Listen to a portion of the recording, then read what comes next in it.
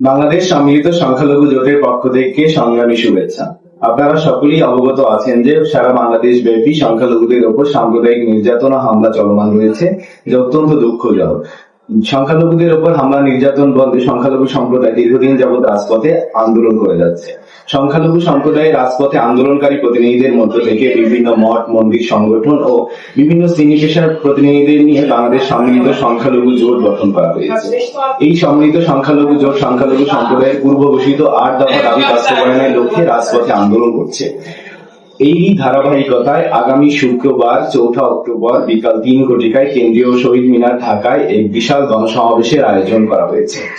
আমরা বাংলাদেশ সম্মিলিত সংখ্যালঘু জোট ঢাকা বিশ্ববিদ্যালয়ের প্রতিনিধিবৃন্দ আপনাদেরকে আহ্বান জানাচ্ছি আগামী 4 অক্টোবর রোজ শুক্রবার বিকাল 3 ঘটিকায় কেন্দ্রীয় শহীদ মিনার ঢাকায় আয়োজিত গণসমাবেশে যোগদান করে গণসমাবেশকে সফল করে দিল।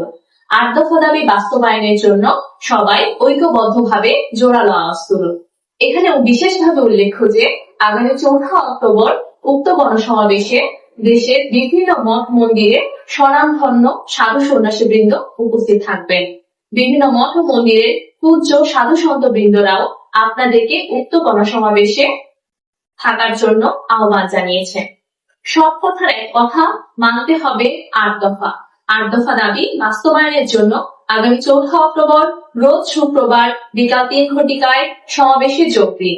গণসমাবেশের সময় আগামী 4 অক্টোবর রোজ শুক্রবার বিকাল 3 ঘটিকা কেন্দ্রীয় শহীদ মিনার ঢাকা। বাংলাদেশ সম্মিলিত সংখ্যালঘু জোট কর্তৃক আয়োজিত উক্ত সমাবেশ সফল করতে ঢাকা বিশ্ববিদ্যালয় থেকে আমরা আসছি। আপনারা আসছেন তো?